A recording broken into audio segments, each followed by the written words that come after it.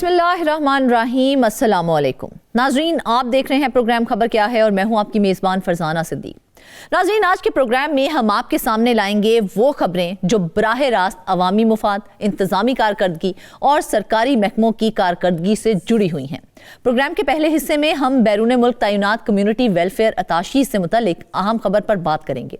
मुख्तलिफ ममालिक में ओवरसीज पाकिस्तानियों को दरपेश मसाइल, अताशीज की महदूद मुआवनत और उनकी कारकर्दगी से मुतल्लिक संजीदा तहफ़्फ़ुज़ात सामने आ रहे हैं। इस मामले पर हुकूमती रिकॉर्ड और दस्तियाब मालूमात की बुनियाद पर तफसीलात आपके सामने रखेंगे। मजीद हकाइक से आगाह करने के लिए हमारे साथ मौजूद होंगे नुमाइंदा ख़ुसूसी इस्लामाबाद रियाजुल हक।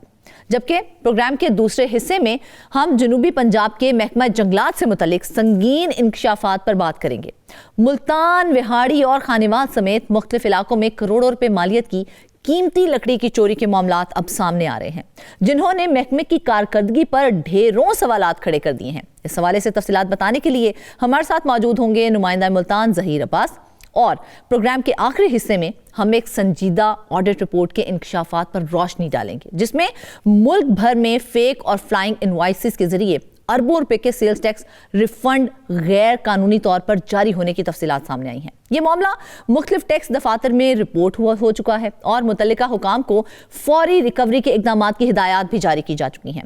इस संगीन केस की मजीद वजाहत और असरात पर बात करने के लिए हमारे साथ मौजूद होंगे नुमाइंदा फैसलाबाद बिलाल सिकंदर। तो नाजरीन, चलते हैं आज की पहली खबर की जानिब। आपको बताएं कि ओवरसीज पाकिस्तानी मुल्क की मईशत की बैकबोन है, लेकिन उन्हीं के लिए बैरून मुल्क तैनात कम्युनिटी वेलफेयर अताशीज आज खुद एक सवालिया निशान बन चुके हैं। 23 अताशीज, 18 ममालिक, मगर शिकायत के अंबार हैं। पार्लिमानी कमेटियों की बरमी और कोई मौसर परफॉर्मेंस एवेल्यूएशन सिस्टम मौजूद ही नहीं है।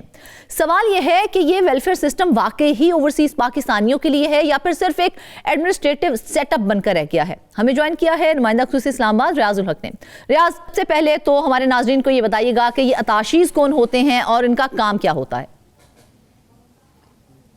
जी बहुत शुक्रिया फरजाना। बिल्कुल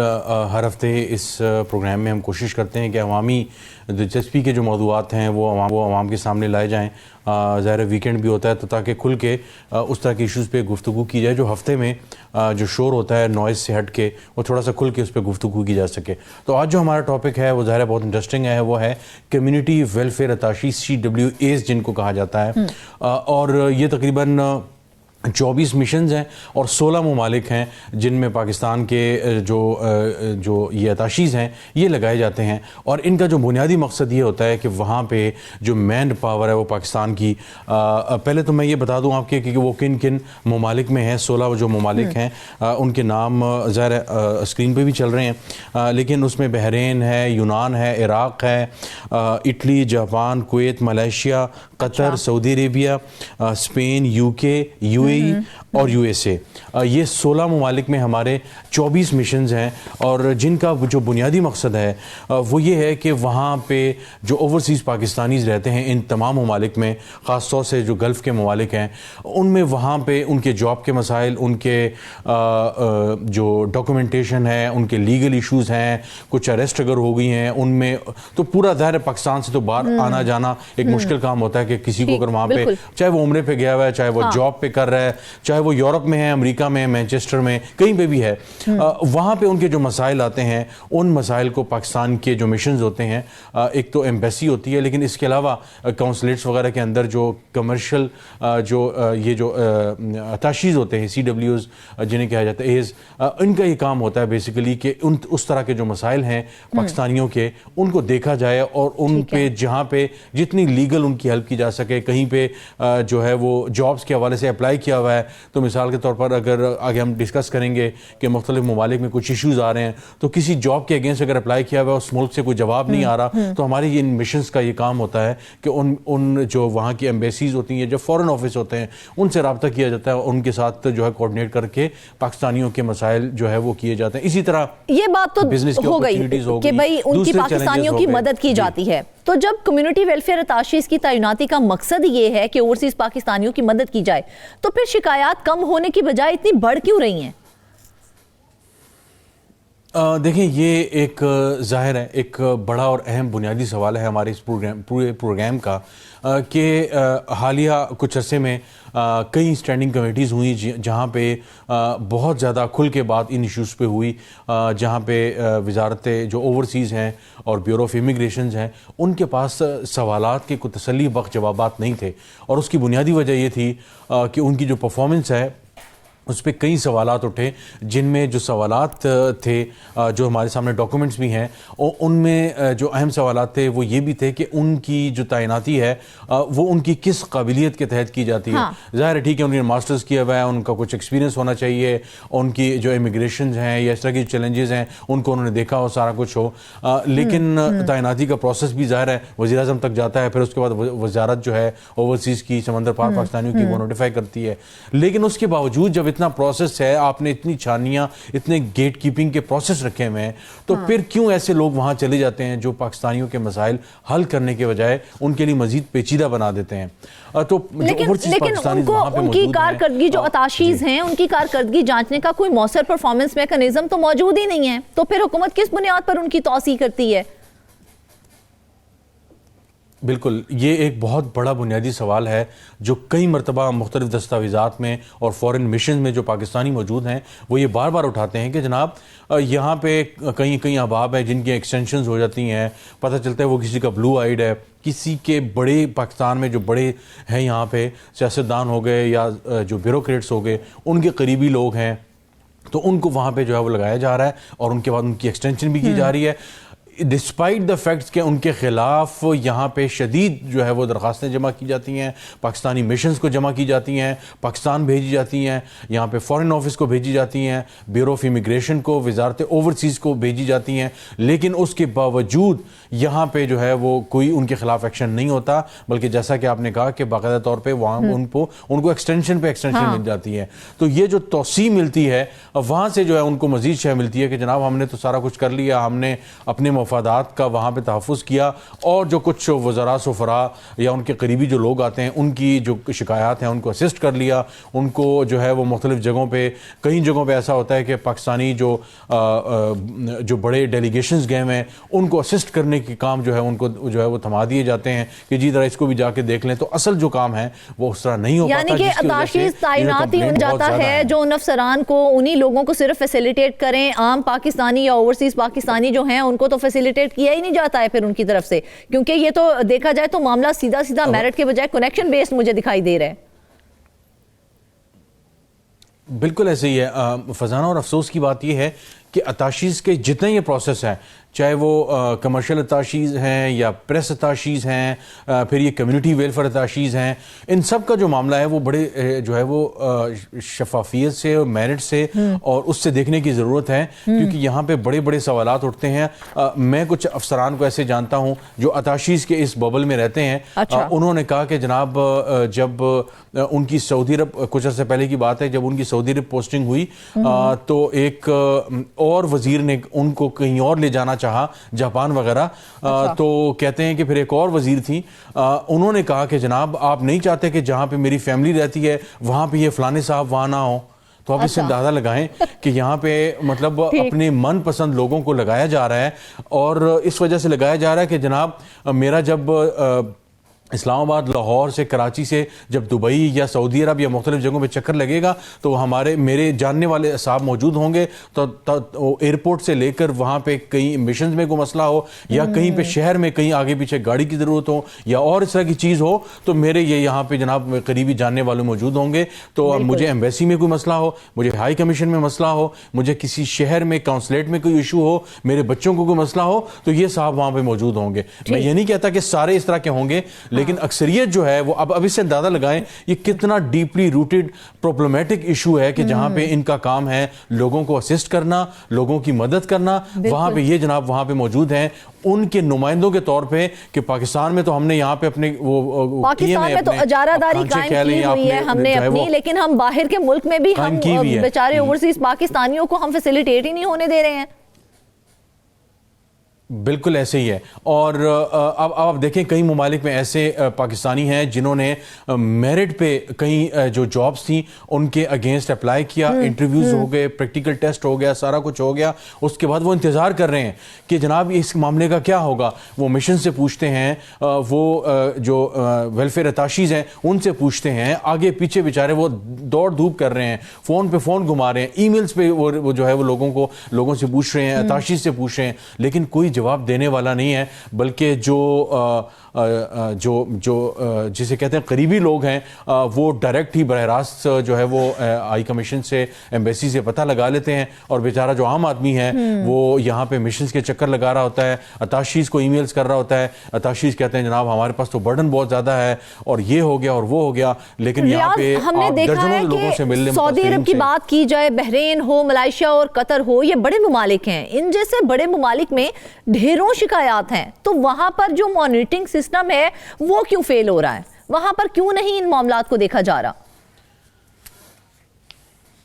دیکھیں میں نے آپ کو ایک گلف کنٹری کی ایک مثال آپ کو دی کہ وہاں پہ ایک وزیر نے ناراضگی کا اظہار کیا کہ آپ میرا بندہ میری فیملی سے دور کرنا چاہ رہے ہیں. اس طرح کئی جگہوں پہ جو ہے اس طرح کے معاملات ہیں جہاں پہ من پسند لوگوں کو لگایا گیا ہے, ان کو ہٹایا. ان کی کمپلینٹس اگر آتی ہیں تو یہاں پہ اسلام آباد میں یہاں پہ کسی بڑے جو ہے وہ صاحب سے رابطہ کر کے اس کو جو ہے وہ چینج کروانے سے روک دیا جاتا ہے. تو ان کے خلاف کمپلینٹس بھی ہیں, ان کے خلاف میرٹ پہ ان کے خلاف جو ہے وہ پوری چارٹ شیٹ بنی ہوئی ہے کہ اتنی زیادہ کمپلینٹس ہیں ان کے خلاف کہ انہوں نے جو ان کا کام تھا وہ انہوں نے نہیں کیا. ویلفیئر کا مطلب کیا ہے؟ آپ نے فلاح کے لیے کام کرنا ہے. وہاں پہ جو پاکستانیز موجود ہیں, جو ان کی جو پرابلمز ہیں وہ آپ نے ان کو سولو کرنا ہے. لیکن یہاں پہ آپ موجود ہیں, یہاں پہ جو ہے وہ اللہ تللوں میں لگے ہوئے ہیں, پرائیویٹ بزنسز آپ نے کھولے ہوئے ہیں, آپ نے ہوٹلنگ کے بزنس سٹارٹ کر لیے ہیں, آپ نے انویسٹ کرنا شروع کر دیا ہے. آپ سارا دن وہاں پہ ہوٹلوں کے چکر لگا رہے ہوتے ہیں جو آپ نے چینز میں انویسٹ کیا ہوا ہے. تو یہاں پہ لوگ آپ کے یہاں پہ باہر بیٹھے ہوتے ہیں سینکڑوں میں,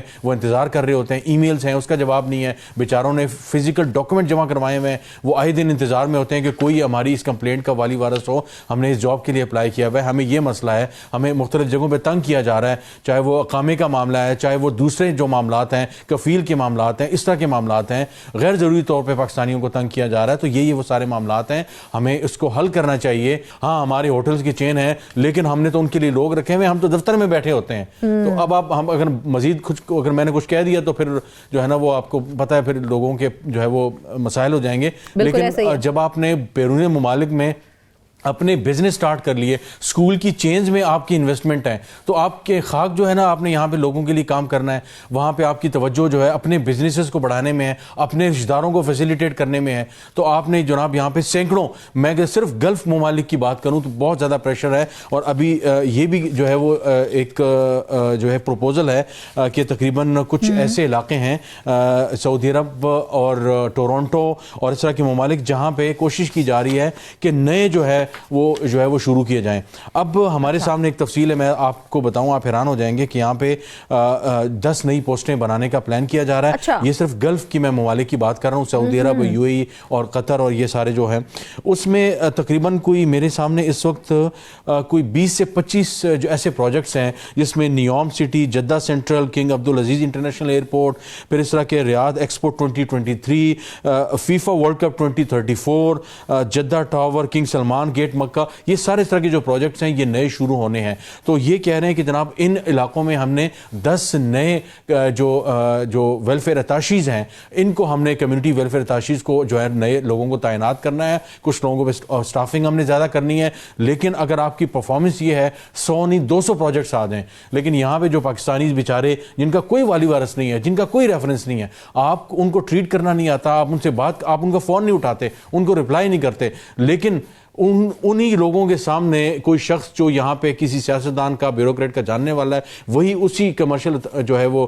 جو یہ کمیونٹی ویلفیئر اتاشی ہیں ان کو میسج کرتا ہے, ان کے سامنے اس کا جواب آ جاتا ہے. لیکن ایک بندہ جو ریفرنس والا ہے, جس کا کوئی ریفرنس نہیں ہے, اس کو کوئی جواب نہیں ملتا. یہ تو سیدھا سیدھا جو ہے یہ ایک جو ہے وہ زیادتی ہے ان ہزاروں پاکستانیوں کے ساتھ جو ان ممالک میں موجود ہیں. آپ نے بڑے اچھے فگرز شیئر کیے ہیں کہ جی ہم نے 55,000 لوگوں کی درخواستیں جو ہے وہ نمٹائیں, ہم نے لوگوں کے جو جیل میں غیر قانونی طور پہ پھنسے ہوئے تھے ہم نے اتنے کیسز ہم نے یہ کیے وہ کیا. لیکن مسئلہ یہ نہیں ہے, مسئلہ یہ ہے کہ یہاں پہ لاکھوں پاکستانی موجود ہیں, ڈائسپورا ہے پاکستانی سعودی عرب میں, ان ممالک میں سب سے زیادہ میں دیکھا جائے تو پیشہ ور پاکستانیوں کے روزگار اور کمپنیز میں تعیناتی جیسے مسائل سامنے آ رہے ہیں. دوسری جانب جنوبی کوریا کی بات کی جائے تو درجنوں پاکستانی ویلڈرز کے ٹیسٹ اور انٹرویوز جو ہیں وہ باقاعدہ بھرتی کا معاملہ وہاں پر لٹکا ہوا ہے. تو اس کو ہم کوارڈینیشن فیلئر کہیں گے یا وہاں پر اتاشیوں کی عدم دستیابی کہیں گے یا پھر معاملہ کیا ہے؟ فرزانہ دیکھیں, اصل بات یہ ہوتی ہے کہ جب کمرشل اتاشیز اپنے دفاتر سے باہر جائیں گے اور جو مشنز مختلف مشنز ہیں, کوریا کی مثال لے لیتے ہیں, یہاں پہ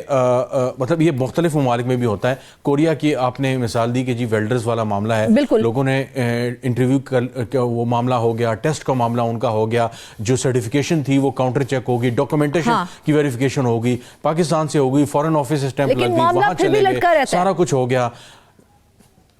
لیکن ان کو کوئی جواب دینے کو تیار نہیں ہے. وہ بیچارے جنہوں نے کئی مہینوں اور سالوں سے یہ محنت کر کے یہ چیزیں حاصل کی ہیں, اب ان کو کئی مہینے ہو گئے, ان کو کوئی جواب دینے کو تیار نہیں ہے کہ بھائی جان آپ کا یہ جو مسئلہ ہے یہ کس وجہ سے ہے. اس کی وجہ کیا ہے؟ جب آپ دفتر سے باہر نکلیں گے آپ کے کانٹیکٹس بنیں گے, جب آپ کے مشنز میں آپ ایمبیسیز میں جاتے ہیں, آپ کورین ایمبیسی, کورین جو ہے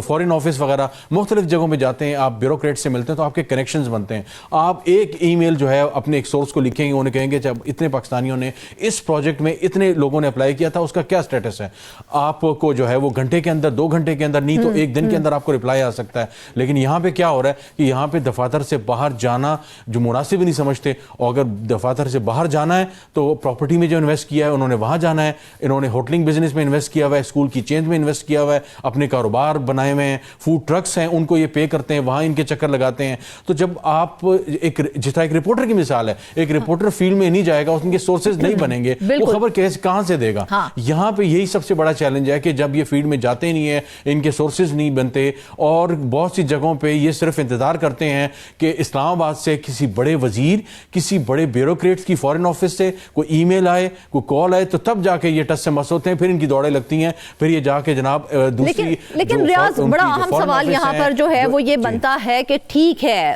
یہ تمام مسائل ہیں, ہمیں پتا ہے اپنی جگہ ہیں, اتاشیز کی عدم موجودگی سے بھی جو اوورسیز پاکستانیاں مشکلات کا شکار ہیں, لیکن سوال یہ ہے کہ حکومت نے اسٹریٹجک پلاننگ کیوں نہیں کی ہے اس حوالے سے, جب آپ کو پتا ہے کہ اتنے مسائل کا سامنا کرنا پڑتا ہے. دیکھیں فرزانہ, ہمیشہ یہ ایک ایسا سوال ہے کہ مثال کے طور پر جس طرح اسلام آباد میں درختوں کی کٹائی والا معاملہ چل رہا ہے کہ آپ نے اس کے معاملے میں میپنگ کیوں نہیں کی, آپ نے پہلے کیوں نہیں دیکھا کہ اب آپ جنوری کی مہینے میں جب سردی لگ رہی ہے, انسان سکڑ رہا ہوتا ہے, آپ پودے لگا رہے ہیں, کوئی پوچھنے والا نہیں ہے ان سے. تو اسی طرح اس پلاننگ کی بات ہے کہ یہاں پہ جب آپ کے سامنے اتنے مسائل آ رہے ہیں تو مسئلہ یہ ہے کہ یہاں پہ اسلام آباد میں اگین بیوروکریٹس کا اور لوگوں کا نام نہیں لوں گا جو اس کے براہ راست اس میں میں کہتا ہوں کہ ذمہ دار ٹھہرائے جا سکتے ہیں کہ جب اتنی کمپلینٹس آ رہی ہیں, آپ کو ای میلز آ رہی ہیں, تو آپ کو چاہیے کہ باقاعدہ ایک فورینزک آڈٹ کریں اور پتہ لگائیں کہ یہ جو اتنے مشنز پہ اتنے 24 مشنز ہیں, 16 ممالک ہیں, آپ 10 اور ایڈ کرنے جا رہے ہیں. ہماری وہ بھی ناراضگی کا اظہار کر چکی ہیں, تو کیا اس کے بعد کسی اتاشی کے خلاف ڈسپلنری ایکشن لیا گیا ہے یا بس یوں ہی چھوڑ دیا گیا ہے؟ ہم نے فرزانہ جتنی ہم نے یہاں پہ میٹنگز اٹینڈ کی ہیں وہاں پہ یہی ہوتا ہے کہ سیکرٹری صاحب نے سر نیچے کیا ہوا ہے اور جو متعلقہ 1-2 لوگ ہیں وہ شیپشلی چیزوں کو ایکسپلین کر رہے ہوتے ہیں. وہ کہہ رہے ہیں جی ہم تو یہ کر رہے ہیں, ہم وہ کر رہے ہیں. وہ انہیں کہتے ہیں, مثال کے طور پر جو نیشنل اسمبلی کی اسٹینڈنگ کمیٹی کے چیئرمین ہے اوورسیز پاکستانیز کی, آغا رفیع اللہ, انہوں نے بار بار جو ہے کئی مرتبہ منسٹری کے لوگوں سے پوچھا کہ آپ یہ بتائیں کہ یہ جو لوگ لگے ہیں, لوگوں کی جو کمپلینٹس ہیں وہ اتنی زیادہ ہیں کہ آپ کہہ رہے ہیں کہ ہم نے یہ کر دیا, ہم نے وہ کر دیا, ہم نے فلانا کر دیا. تو اگین وہ درختوں والا معاملہ ہے کہ آپ نے بتا دیا ہم نے 5 سالوں میں جو ہے وہ 50 لاکھ درخت لگائے ہیں. بھئی بات یہ ہو رہی ہے کہ پچھلے 2-3 سالوں کے اندر جو کمپلینٹس آپ کو آئی ہیں یہاں پہ ایمبیسیز اور ہائی کمیشنز کو, جو اتاشیز ہیں ان کو کمیونٹی ویلفیئر, آپ نے ان کا کیا کیا؟ کیا آپ نے ان کو ریزالو کرنے کے لیے کچھ کیا؟ وہ کہتے ہیں جی ہم تو کوشش کر رہے ہیں, ہم نے اتنے ہاسپٹلز کے جو معاملات ہیں ایک آخری سوال لوگ اریسٹ ہوئے تھے. مجھے صرف اس کا جواب دے دیجئے کہ حکومت آپ نے ہی ہمیں بتایا کہ 10 نئے ممالک میں تاشیز کی پوزیشن جو ہے وہ بنانے جا رہی ہے. تو میرا سوال صرف یہ ہے کہ جب موجودہ سسٹم ہی موثر نہیں ہے تو نیا ایکسپینشن پلان کس بنیاد پر بنایا جا رہا ہے اور کس طرح سے اسے اپلائی کیا جائے گا؟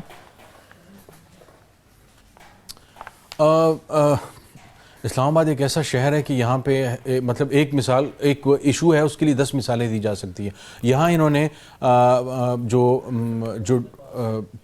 عمارتیں بنانے والا اسلام آباد کے اندر جو سرکاری عمارتیں بناتے ہیں پورے پاکستان کے اندر ان کا ایک ادارہ ہوتا ہے PWD. تو اس میں کرپشن بہت زیادہ تھی, اس ادارے کو ختم کر دیا. جو اسلام آباد کی حد تک تھا وہ انہوں نے CDA کو دے دیا. اب پتہ یہ چلا کہ جو ملازمین وہاں چلے گئے تھے ان کی سمجھ ہی نہیں آ رہی. اچھا کام کون کرے گا سمجھ نہیں آ رہی. CDA کہتا ہے ہمارے پاس تو یہ پروجیکٹ نہیں ہے, یہ تو PWD کے پاس تھا, کیا کیا جائے گا. لاسٹ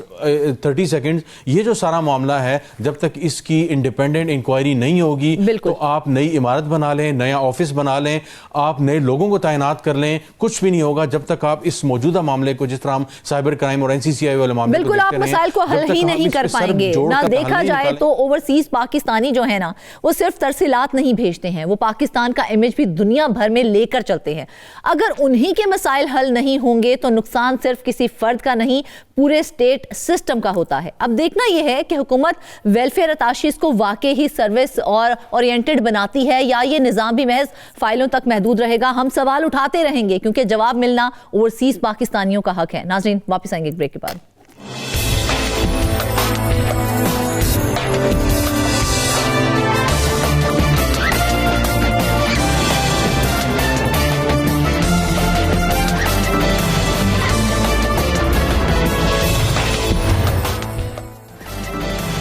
ویلکم بیک ناظرین. آپ کو بتائیں کہ ملتان اور جنوبی پنجاب کے جنگلات ایک بار پھر ٹمبر مافیا اور مبینہ انسائیڈ جاب کی زد میں ہیں. کروڑوں روپے کی لکڑی چوری, محکمہ جنگلات کے اپنے ہی ملازمین پر سوالیہ نشان ہے. 110 مقدمات, 114 اہلکاروں کے خلاف کارروائی اور اب اینٹی کرپشن بھی فیلڈ میں آ چکی ہے. سوال یہاں پر یہ ہے کہ کیا یہ واقعی اکاؤنٹیبلٹی ہے یا پھر محض ایک فائل ورک ہے جو دکھایا جا رہا ہے. آج ہم انہی سوالات کے جواب تلاش کریں گے. ہمارے ساتھ موجود ہیں نمائندہ ملتان ظہیر عباس. ظہیر, سب سے پہلے تو یہ بتائیے گا کہ اگر محکمہ جنگلات کے اپنے ہی ملازمین لکڑی چوری میں ملوث ہوں گے تو عام شہری کس پر اعتماد کرے گا؟ یہ تو پورا کا پورا سسٹم فیلئر دکھائی دے رہا ہے. جی شکریہ فرزانہ. صاف ظاہر ہے جب تک محکمے کے لوگ ملوث نہیں ہوں گے, وہ سرپرستی نہیں کریں گے, ملی بھگت نہیں کریں گے, تب تک پرائیویٹ شخص جو ہیں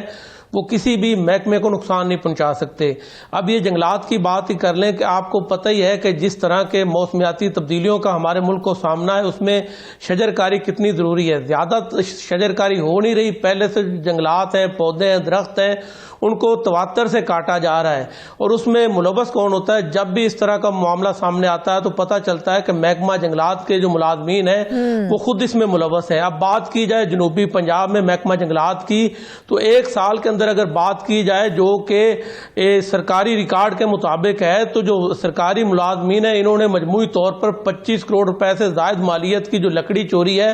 وہ پرائیویٹ افراد کے ساتھ مل کر, ٹمبر مافیا کے ساتھ مل کر وہ چوری کی ہے, جس پر محکمہ جنگلات جنوبی پنجاب نے 114 ملازمین کے خلاف کارروائی کی ہے. یہ جو کارروائی کی گئی ہے اس میں ملتان, خانیوال, ویاڑی, راجن پور اور جنوبی پنجاب کے دیگر اضلاع شامل ہیں جہاں پر محکمہ جنگلات کے ملازمین نے بے دردی سے جنگلات کو جو ہے وہ کاٹا ہے اور ٹمبر مافیا کے ہاتھوں وہ لکڑی فروخت کی گئی ہے, جس پر محکمہ جنگلات جنوبی پنجاب نے ایکشن لیتے ہوئے مجموعی طور پر 110 جو ہے ان کے مقدمات کا اندراج بھی کروایا ہے. اگر بات کی جائے جرمانوں کی ریکوری کی تو صاف ظاہر ہے 25 کروڑ روپے سے زائد کی لکڑی چوری ہوئی ہے, لیکن جو جرمانے ہوئے ہیں وہ صرف 3 کروڑ ہوئے ہیں. اندازہ کریں کہ اگر احتساب کا عمل بھی ہے تو وہ بھی 100% پورا نہیں ہے. اگر 100% پورا احتساب کا عمل ہو تو جتنا نقصان پہنچایا ہے ان ملازمین نے یا پرائیویٹ افراد کے ساتھ مل کر تو وہ تمام ریکوری کی جائے. پچھلے سالوں میں بھی ہم نے دیکھا کہ اسی طرح ہوتا تھا کہ کروڑوں روپے کی لکڑی جو ہے وہ چوری ہو جاتی تھی, جو جرمانے ہوتے تھے وہ صرف لاکھوں میں ہوتے تھے, جس سے قومی خزانے کو پہنچنے والے نقصان کا ازالہ نہیں ہوتا تھا. دوسری جانب شجرکاری جتنی ضروری ہے اس ٹائم وہ پہلے کبھی بھی اتنی ضروری نہیں تھی, کیونکہ آپ کو پتہ ہی ہے کہ جس طرح کے موسمیاتی حالات ہیں, موسمیاتی تبدیلیاں ہیں, پاکستان سب سے متاثرہ ممالک میں شامل ہے. ایسے میں اگر جنگلات کے ملازمین پرائیویٹ افراد کے ساتھ مل کر، ٹمبر مافیا کے ساتھ مل کر پہلے سے اگائے گئے جنگل کو بے دردی سے کاٹیں گے تو شجر کاری کا جو جتنی ہونی چاہیے تھی وہ بھی نہیں ہوگی، تو اس سے صاف ظاہر ہے موسمیاتی تبدیلیوں کا جو معاملہ ہے مزید سنگین ہوگا، پاکستان کو مزید جو خطرات ہیں وہ لاحق ہیں۔ دوسری جانب محکمہ جنگلات جنوبی پنجاب کا یہی کہنا ہے کہ جو بھی ذمہ دار ملازمین ہیں ان کے خلاف گائے بگائے ایکشن لیا جا رہا ہے۔ تو اب امید تو ہم یہی کر سکتے ہیں کہ جو ملازمین اس طرح کی کارروائیوں میں ملوث ہیں ان کے خلاف سخت ایکشن لیا جائے، تاکہ آئندہ جو ہے ٹمبر مافیا کی سہولت کاری کرنے کی بجائے وہ جنگلات کی حفاظت کریں۔ اچھا ظہیر، اب نا مجھے کچھ کڑیاں ملتی ہوئی دکھائی دے رہی ہیں۔ گزشتہ پروگرام کے اندر ہم نے ذکر کیا تھا ان جنگلات میں لگنے والی آگ کے حوالے سے، تو اب جس طرح سے یہ معاملہ سامنے آ رہا ہے لکڑی چوری کے حوالے سے، ٹمبر مافیا کے حوالے سے، تو کیا یہ کڑیاں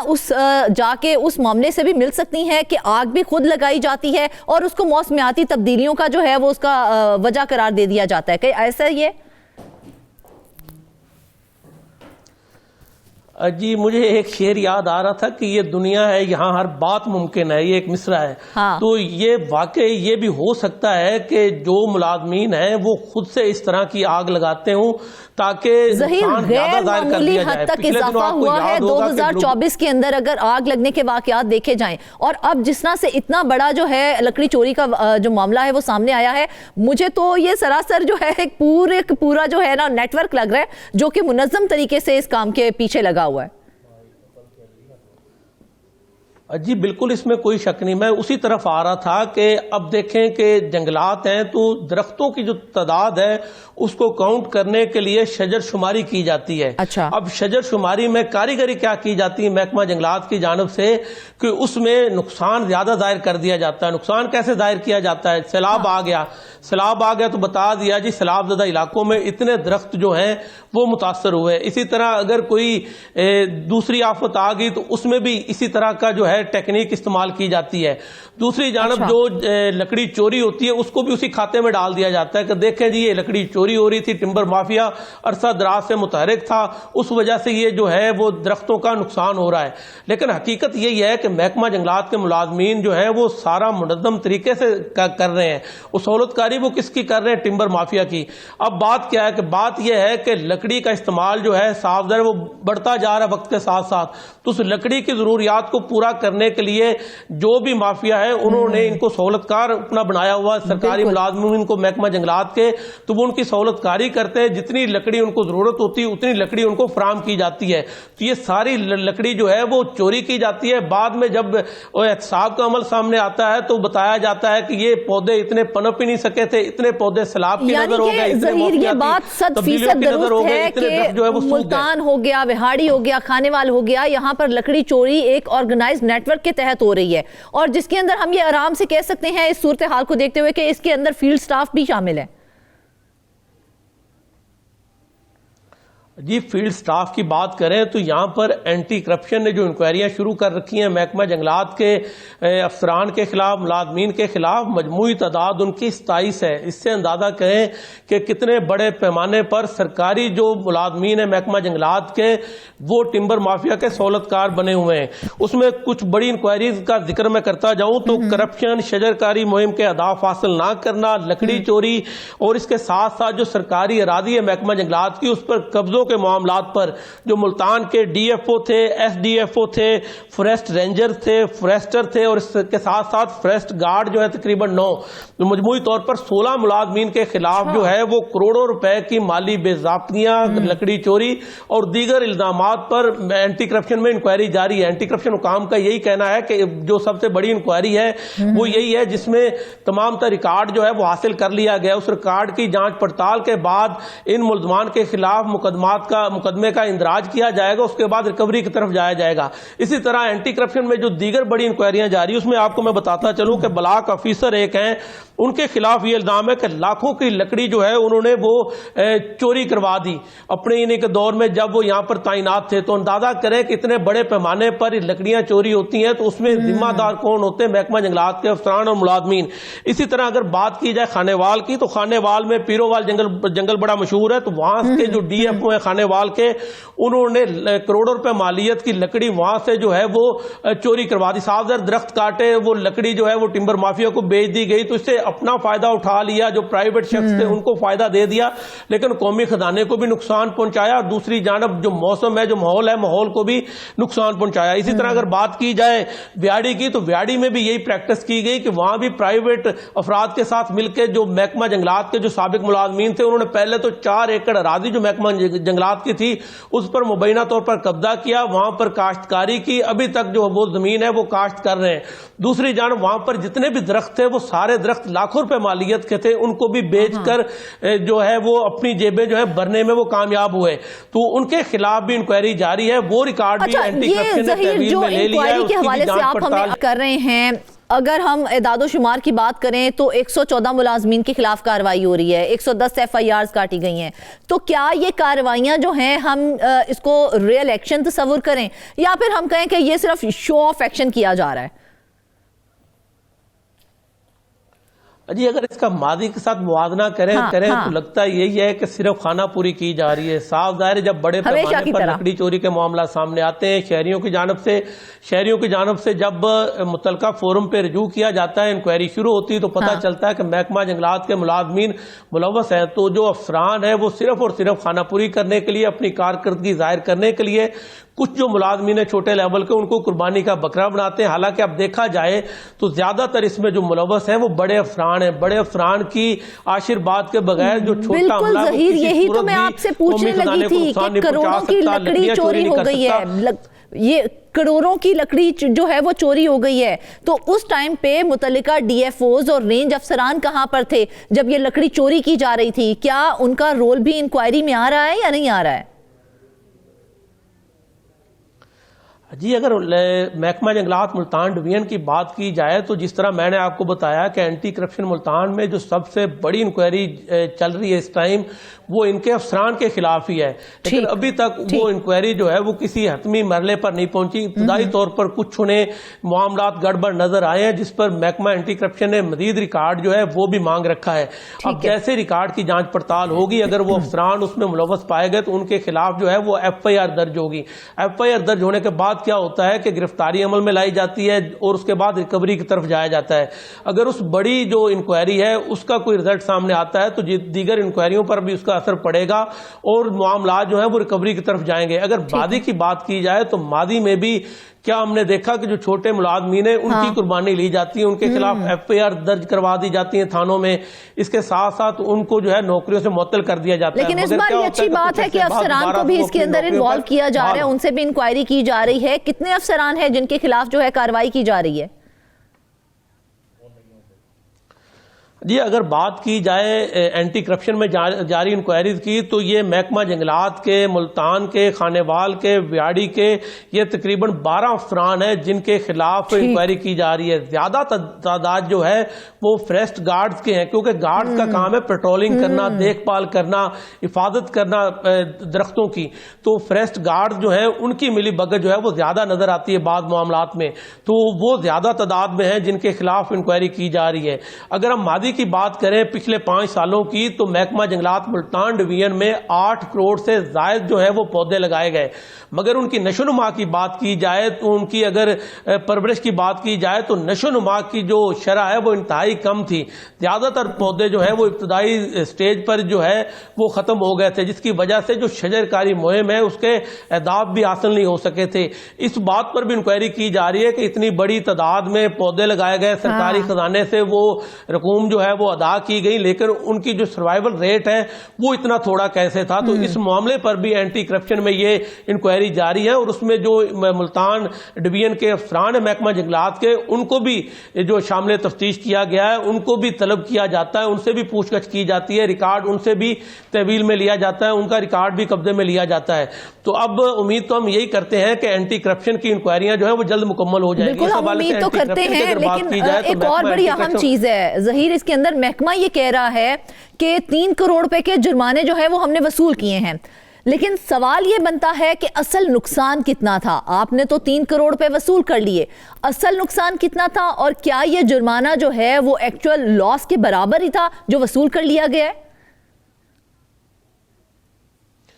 یہ کسی صورت میں نہیں ہوتا. کہ میں آپ کو یہی مثال دے رہا تھا کہ اگر ہم پچھلے کچھ سالوں کی بات کریں تو جو سرکاری ریکارڈ کے مطابق لکڑی چوری کی گئی صرف ملتان میں وہ ہوئی 1,80,00,000 کی. اب جب جرمانے کیے گئے تو جرمانے کیے گئے صرف 21 لاکھ. آپ اس سے اندازہ کریں کہ کتنی کم شرح ہے. اسی طرح اب یہ جو لکڑی چوری ہوئی جس معاملے کو ہم ڈسکس کر رہے ہیں کہ ایک سال میں مجموعی طور پر جو سرکاری ان کا اپنا ریکارڈ ہے اس کے مطابق 25 کروڑ روپے سے زائد کی لکڑی چوری ہوئی ہے. اب اس میں جرمانہ جو کیا گیا, جرمانہ دیکھ لیں کہ 3 کروڑ کیا گیا ہے. 3 کروڑ کی وصولی ہوئی ہے, لکڑی 25 کروڑ سے زائد کی جو ہے وہ چوری ہوئی ہے. تو یہ ایک چھوٹی سی مثال سمجھنے کے لیے ہے کہ بڑے پیمانے پر جو ہے وہ لکڑی چوری ہوتی ہے, لیکن جب اس کی ریکوری کی جاتی ہے, اس کا جرمانہ کیا جاتا ہے تو جرمانے انتہائی کم کیے جاتے ہیں, جس سے وہ جو نقصان ہوتا ہے وہ بھی پورا ہوتا دکھائی نہیں دیتا. دوسری جانب جو ملازمین ہیں ان کو عارضی طور پر معطل کر دیا جاتا ہے اور دکھا دیا جاتا ہے کہ دیکھیں جی یہ ملازمین ملوث تھے, ان کے خلاف ہم نے یہ سخت ایکشن لیا ہے. تو یہ اگر تمام ریکوری کی جائے جتنی مالیت کی لکڑی ہے ظہیر ابھی بھی جاری ہے نا.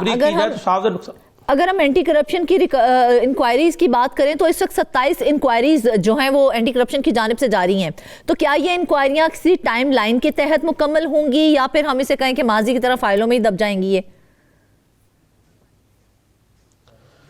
نہیں, ہم اینٹی کرپشن کے حوالے سے یہ اس لیے نہیں کہہ سکتے کہ ماضی میں بھی ہم نے دیکھا کہ اینٹی کرپشن میں جو انکوائریز جاری تھیں ان کو جب انکوائر کیا گیا تمام ملازمین سے جو ہے وہ انہیں طلب کر کے پوچھ گچھ کی گئی, ساتھ ساتھ ریکارڈ تحویل میں لیا گیا, تو اس کے بعد باضابطہ طور پر FIR درج ہوتی ہے. FIR درج ہونے کے بعد ریکوری کی طرف جایا جاتا ہے. تو اینٹی کرپشن میں جو انکوائریز ہیں وہ کسی منطقی انجام تک پہنچتی ہوئی دکھائی دیتی ہیں. وہاں پر ریکوری کے ریشو بھی ٹائم شارٹ ہے ہمارے پاس. ایک آخری سوال میں ایک بار پھر سے وہی سوال کرنا چاہوں گی کہ کیا عوام کو یہ یقین دہانی کروائی جا سکتی ہے کہ یہ کیس بھی ماضی کی طرح جو ہے وہ ٹائم پاس سکینڈل نہیں بنے گا بلکہ اپنے انجام تک پہنچے گا؟ جی, اس حوالے سے محکمہ جنگلات جنوبی پنجاب حکام سے ہماری بات ہو رہی تھی تو وہ اس حوالے سے پرعزم تھے کہ ماضی کی جو غلطیاں ہیں ان کو نہیں دہرایا جائے گا, جو بھی ملوث عناصر ہیں ان کے خلاف سخت ایکشن لیا جائے گا. اسی طرح اینٹی کرپشن حکام کا بھی یہی کہنا ہے کہ دیگر انکوائریوں کی طرح جو محکمہ جنگلات کی پینڈنگ انکوائریاں ہیں ان کو بھی جلد مکمل کیا جائے گا. بالکل ایسے ہی ہے, ان پینڈنگ انکوائریوں کو جلد از جلد کیا جائے گا. ناظرین, جنگلات دیکھا جائے تو صرف درخت نہیں ہوتے ہیں, یہ ہماری آنے والی نسلوں کا فیوچر ہوتے ہیں. اگر محافظ ہی لٹیرے بن جائیں گے تو نقصان صرف لکڑی کا نہیں ہوگا, یہ پورے سسٹم پر اعتماد کا ہوتا ہے. اب دیکھنا یہ ہے کہ اینٹی کرپشن کی یہ انکوائریاں واقعی ہی کوئی نتائج دیتی ہیں یا پھر سب کچھ چند دن کی ہیڈ لائنز بن کر رہ جائے گا. ناظرین, واپس آئیں گے ایک بریک کے بعد.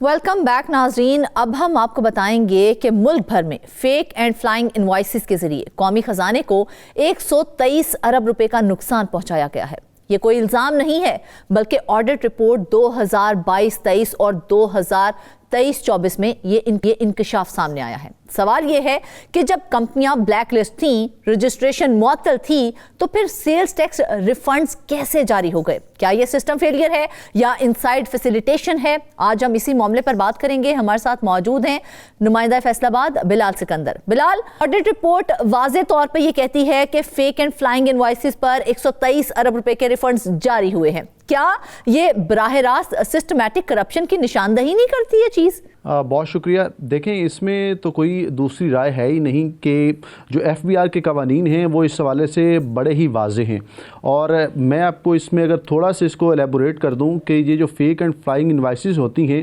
یہ کاروبار چلتا کس طرح سے ہے. یہ ایک کوئی بھی XYZ ایک کمپنی ہے, وہ کسی دوسرے فرد کے ساتھ اگر وہ بزنس کر رہے ہیں تو وہ پھر کیا کرتے ہیں کہ اگر ایک چیز 100 روپے کی ہے اور اس پر 17% ٹیکس ہے, اگر وہ شخص فائلر ہے تو وہ 17% ہوگا, اگر وہ نان فائلر ہے تو وہ 2% ایکسٹرا دے گا, 19% اس سے وہ ٹیکس لے گا اس کے بہاف پہ, FBR کے بہاف پہ وہ شخص سے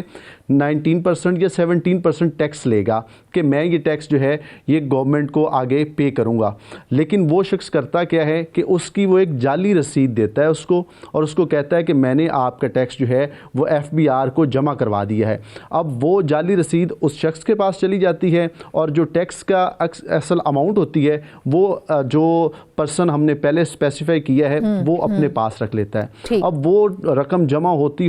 क्योंकि ये ट्रांजैक्शंस तो बहुत बड़ी होती हैं, इसमें सेल्स टैक्स जो होता है ये बहुत बड़ी अमाउंट जो है वो इसमें इन्वॉल्व होती है, लाखों करोड़ों रुपए की जो सेल्स टैक्स की अमाउंट होती है वो इसमें इन्वॉल्व होती है। तो वो शख्स अपने पास रखते रहता है। इसमें जाली कंपनीज बनाई जाती हैं, उन जाली कंपनीज के नाम पर जाली बैंक अकाउंट जो है वो ओपन किए जाते हैं, और फिर उन जाली बैंक अकाउंट और जाली कंपनीज, जैसे हम सुनते हैं कि फलां शेल कंपनीज बनाई गई हैं जो जिनका कोई वजूद नहीं होता, वो सिर्फ टैक्स एवेजन के लिए, टैक्स चोरी के लिए बनाई जाती हैं। बिल्कुल सेम यही पैटर्न इधर भी चलता है कि ये शेल कंपनीज बनाई जाती हैं, उनकी जाली रसीदें जो हैं वो काट के दी जाती हैं अपने जितने उनके बायर्स होते हैं, जितने उनके कस्टमर होते हैं, और उनसे जो टैक्स लिया जाता है वो टैक्स FBR को जमा नहीं करवाया जाता, वो टैक्स अपने पास रखा जाता है। और इस मद में करोड़ों अरबों रुपए की करप्शन जो है वो की जाती है। और इसमें हमने 175 कंपनीज हैं मुल्क भर में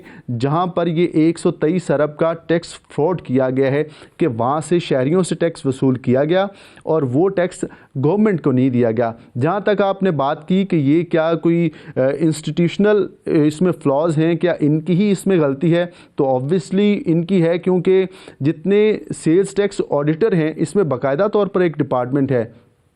जो सेल्स टैक्स ऑडिट करता है, और इन कंपनीज़ को उसने साल में एक बार या 2 साल में एक बार उनको ऑडिट करना होता है। और उसमें एक एक चीज़ बड़ी ही बारीक बीनी से देखी जाती है कि इस कंपनी ने साल में कितना बिजनेस किया, इसके कौन कौन कस्टमर हैं, इन्होंने इसमें कितना इनपुट टैक्स वसूल किया, इन्होंने कितना सेल्स टैक्स लिया, और क्या वो लोग फाइलर थे, नॉन फाइलर थे, उनसे 17% टैक्स लिया गया या उनसे 19% टैक्स लिया गया। एक एक चीज़ को जो है उनकी स्क्रूटनी की जाती है। और बिलाल, बड़ा अहम सवाल है, मुझे सिर्फ इतनी बात बताइए यहाँ पर कि कानून के मुताबिक ब्लैक लिस्टेड या फिर सस्पेंडेड रजिस्ट्रेशन वाली कंपनीज इनवॉइस जारी ही नहीं कर सकती हैं, तो फिर रिफंड प्रोसेस किसने और कैसे अप्रूव किया, ये समझ से बाहर है।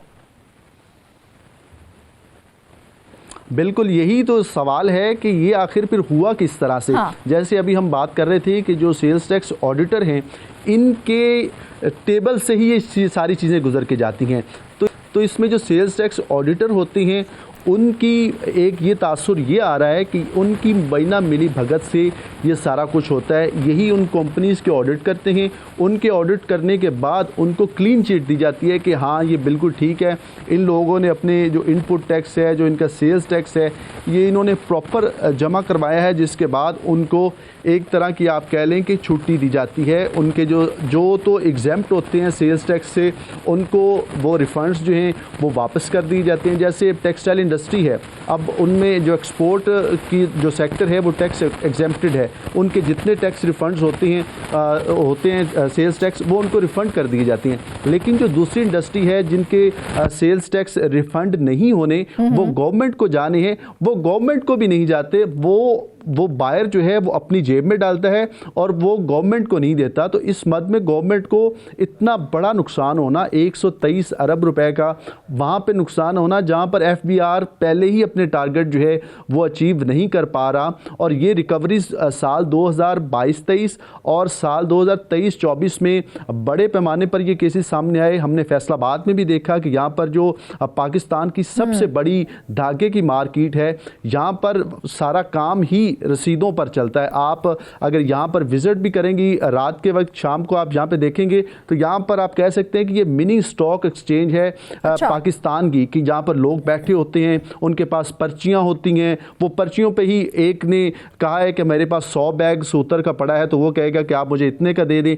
वो पर्ची आगे ट्रांसफ़र हो जाती है और वो पर्ची पर ही चला जाता है, सूतर कहीं पर भी नहीं होता। तो इसी तरह से ये रसीदों पर काम चलता है। लेकिन यहाँ पर भी अरबों रुपए का जो टैक्स फ्रॉड है वो सूतर मंडी में हुआ, वो बाकायदा तौर पर लोग और वो कंपनीज जो हैं। बिलाल, एक और बड़ी दिलचस्प बात है यहाँ पर, अगर हम देखें ना तो मुल्क भर के 19 टैक्स ऑफिसेज में से ना सबके बीच में एक ही पैटर्न सामने आया है। तो क्या हम इसको किस तरह से देखेंगे? ये तो बड़ा ऑर्गेनाइज तरीके से एक नेटवर्क है जो ये काम कर रहा है और सब एक ही पैटर्न पे चल रहा है और कोई पूछ भी नहीं रहा, उसको हाईलाइट नहीं किया जा रहा, तो इसकी क्या वजह है? बिल्कुल ये आपने सही बात की है। मुल्क भर के 19 ٹیکس دفاتر ہیں جہاں پر ایک ہی پیٹرن کے ساتھ یہ سارا کام کیا گیا ہے، اور اس میں وہی ساری شیل کمپنیز جو ہیں وہ انہوں نے اپنے اسی پیٹرن کے ساتھ کام کیا ہے کہ لوگوں سے انوائسز کے تھرو جو ہے وہ ان سے پیسے وصول کیے ہیں۔ اس میں سب سے جو ہم کہہ سکتے ہیں کہ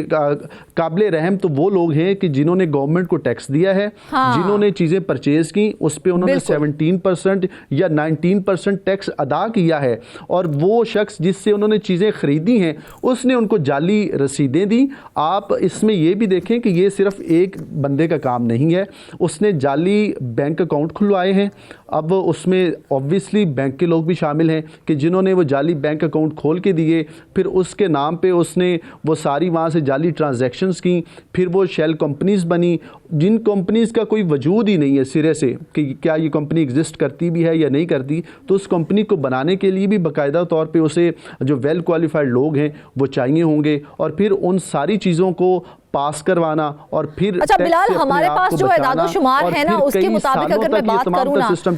375 افراد کو فیک انوائسز پر ریفنڈز ملے ہیں۔ تو کیا ایف بی آر کا جو انٹرنل کنٹرولز ہے اور رسک مینجمنٹ سسٹم ہے وہ مکمل طور پر ناکام ہو چکا ہے کہ اس کو وہ پکڑ ہی نہیں سکا؟ دیکھیں، یہ جس وقت یہ ساری کاروائی ڈالی گئی تھی اس وقت ایف بی آر کی جانب سے یہ سارا سسٹم مینول تھا، اس میں جو ٹیکس ریفنڈز ہوتے تھے ان کو بھی مینول طریقے سے ڈیل کیا جا رہا تھا، اور جو ان پٹ ٹیکس تھا اس کو بھی مینول طریقے سے دیکھا جا رہا تھا۔ لیکن اب جب یہ سارا فراڈ ہو گیا ہے، اس میں تقریباً 123 ارب کا فراڈ جب ہو چکا ہے اور ملک بھر سے یہ کیسز رپورٹ ہوئے اور کہا گیا کہ یہ اتنے بڑے پیمانے پر یہ سب کچھ ہو رہا ہے، تو ایف بی آر کو اس کے بعد کچھ ہوش آیا اور انہوں نے اپنے سسٹم کو ڈیجیٹلائز کیا۔ اب ایف بی آر کی جانب سے سسٹم کو ڈیجیٹلائز کیا گیا ہے۔ اب جو شخص وہاں پر جو اپنی انوائس جاری کرتا ہے اس کا باقاعدہ طور پر ریکارڈ جو ہے، لیکن بلال آپ نے جو سچویشن ہمارے سامنے رکھی ہے یہ بھی بتا دیجئے کہ اس بات میں کتنی صداقت ہے کہ ریفنڈ کلیمز کی آٹومیٹڈ جو اسکروٹنی ہے اس کو کمزور یا پھر ڈی ایکٹیو رکھا گیا تھا تاکہ فیک کلیمز کلیئر ہو سکیں؟ اب بالکل یہ تو obvious ہے نا کہ اگر یہ اتنا سسٹم مضبوط ہوتا، اتنا اچھا ہوتا، جیسے ایف بی آر کی جانب سے ایک فاسٹر کے نام سے ایک سسٹم تشکیل دیا گیا تھا کہ جتنے بھی انڈسٹریلسٹ ہیں ان کے جو ٹیکس ریفنڈز ہوں گے وہ 72 آورز میں ان کو دے دیے جائیں گے، اور بڑا صاف شفاف قسم کا ایک نظام جو ہے وہ بنایا گیا تھا۔ یہ نظام، دوسرا نظام جو ہے یہ بالکل اس کے برعکس ہے، اس میں اتنے زیادہ فلاز تھے کہ اس کو ایک تو مینول رکھا گیا، اس کی اسکروٹنی جو ہے وہ بالکل نہیں تھی، اس کے آڈٹ جو سسٹم ہے انٹرنل آڈٹ وہ اتنا کمزور تھا کہ وہاں پر اتنی آسانی سے 123 ارب کا جو ٹیکس فراڈ ہے وہ آرام سے ہو گیا، اور 123 ارب کے ٹیکس فراڈ ہونے کے بعد فراڈ تو ہو گیا۔ اب سوال یہ ہے کہ اب جب دیکھا جائے تو آڈٹ رپورٹ تو سامنے آ چکی ہے، تو کیا ایف بی آر کے پاس 123 ارب روپے کی ریکوری کے لیے کوئی ٹائم لائن اور روڈ میپ موجود ہے؟ دیکھیں، یہ بھی بڑی بدقسمتی کی بات ہے کہ جو 123 ارب کی اماؤنٹ ہے اس میں ریکوری کوئی نہیں ہو پائی ہے۔ اس میں جو ایف بی آر کی جانب سے اور جو آڈٹ رپورٹ ہے اس میں یہ بتایا گیا ہے کہ آر ٹی او ملتان میں کچھ کیسز ہیں جن میں تقریباً کوئی 3000 ملین کے قریب جو اماؤنٹ ہے وہ انڈر پروسیس ہے، ریکوری نہیں کی جا سکی، جبکہ تقریباً کوئی 80,000 ملین کے قریب ایسی اماؤنٹ ہے جو کہ ابھی تک انڈر ایڈجوڈیکیشن ہے، اس کو بھی پروسیس کرنا ہے اور وہ بھی جا کے اسٹے میں کیسز گئے ہوئے ہیں۔ باقی کچھ اماؤنٹ تقریباً کوئی